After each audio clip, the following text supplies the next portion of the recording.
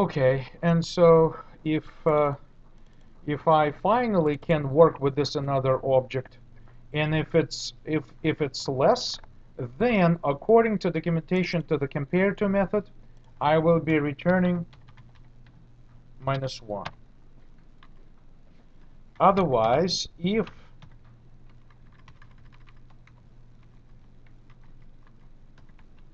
the values are equal, the face values are equal, again, according to the standard of comparable interface, I will return 0. And finally, otherwise, I will be returning +1, assuming that the value is greater.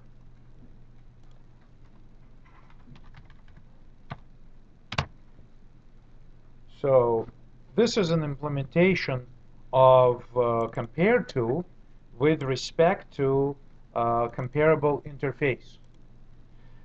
This is something that's called, this piece of syntax is something that is called an override, an annotation. An annotation says that annotation is a hint or a signal to the compiler to say, please check what we just typed in here and make sure that it really comes from this interface. Because remember, we said in our presentation here that this is the way documentation says comparable interface is implemented. In case if I made a mistake and typed something else over here, right? Then compiler will complain and say, no, no, no, this is not a good name. Since you're asking me to check the name should be, probably this. And that's just an additional check. When you start implementing interfaces in your code, this is highly advisable. This is optional, but highly advisable. Let's try to test this. Again, some code is written. I would like to go over it once we have it all working. I'll save everything, go to the project, right-click, and try to build it. So it builds. So let's then try to run it.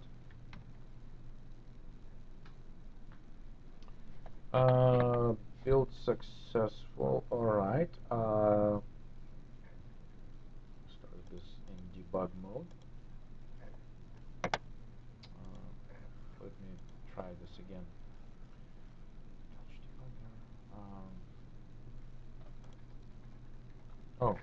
Okay.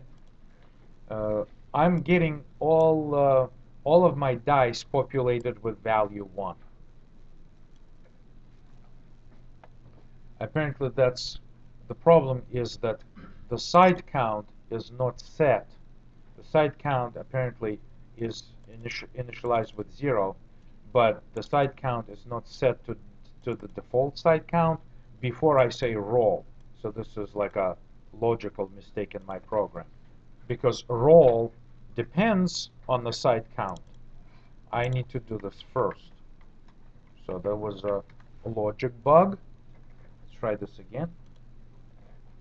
So this time, I did produce variable, dice values, which makes sense, and they were all sorted. And this time, you can see that they were sorted perfectly well. Just a quick demonstration is that if I wanted to sort this stuff in reverse, I could have said if less than produces the true result, return 1. Otherwise, return -1. So if I make this little adjustment here, this is for the reverse sort. Let's see if I run it this time. As you can see, the numbers are sorted in reverse. 666 3 times was rolled, 5 and 4 once, 3 were rolled twice, then another 2, and twice 1 and 1. Let's try to run it again just to see that we're getting different combinations, right? So the combination seem to be happening different every time I roll it, right? So, so here we go. Um every time I roll it, we get a different combination. I'm trying to find really unique combination. Here's like 3 5s, right? Okay, so let's again discuss what is going on. Number one, so an overview of what we have so far. We have arrays utility method sort, which sounds great. Like one line of code and we're done. The sorting is accomplished. To prepare for this and to make sure that our users who would like to use our class will be able to do exactly this, we have to, number one, make sure that our class that we're trying to make sortable implements interface name comparable. The concept is very simple. The interface declares methods but doesn't implement them. However, based on the information from this interface, sort will be expecting those methods to be implemented by our class. And because of that assumption, of course, we go in and we say, sure, override and implement this method. Then if we go deeper into the documentation, we find out that that um, uh, 1 and -1 and 0 really have those particular meanings. Is that, again, return -1 if you have less than condition true. However, if I wanted to do the reverse sort, I made this condition the opposite of what the interface tells me. So let me actually bring it back to the normal sort, ordering.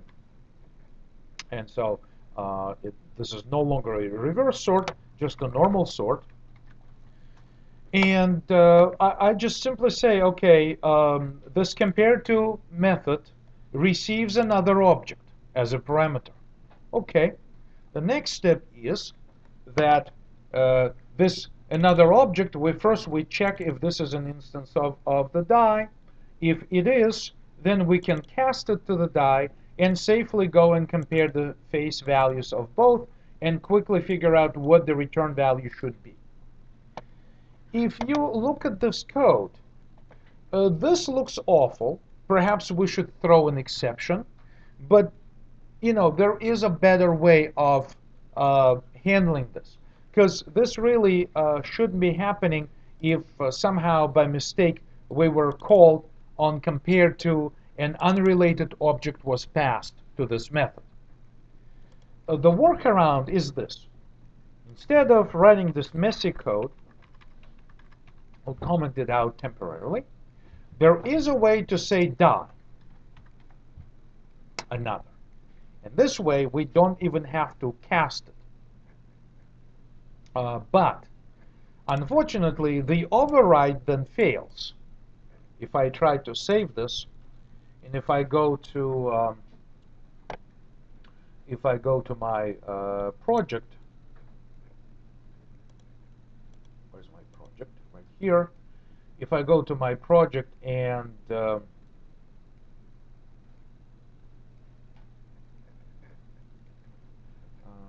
second, view, window, projects. Okay, here it is. Clean and build. It says strange error. Die is not abstract and does not override abstract method compared to object and blah blah blah blah blah. All right. So suddenly things break. The reason is that we're going to discuss this in the future, but there's another version of comparable which makes it much, much friendlier to the programmer. Instead of just saying generically comparable, we know that we want to be comparing dies. For this reason, there is the syntax that you can pass the type of the class that you want to compare. And it all starts with this comparable interface, which can accept another type, another class name as a parameter. And this is called Java generic component. And this will be the topic of the next week. But for now, just to demonstrate it, I would like to then use this. This no longer a problem. This becomes unnecessary. And I can just use my another as a reference to another because now it's the right type. So I demonstrated it once with non-generic version of comparable, and I had to do some unpleasant work in my compare to version of the method. But then I figured out that there is a way for me to accept die directly, because all I'm expecting is to compare this die to another die, and not any sort of other unrelated objects. Compiler is happy because of this. As a programmer, I'm also very happy about this. And the only thing I had to do is to read enough documentation to learn that comparable interface is actually a generic interface which can be parameterized by our own data types, which we, of course, create by declaring classes. And so I did this. Let's see if this compiles and runs properly with this change. Another really nice part of this is that the main method inside our main class never had to be changed. This is truly a kind of nice part. So if I run this, it works as expected. Now I put it back in the right order. Let's save this part.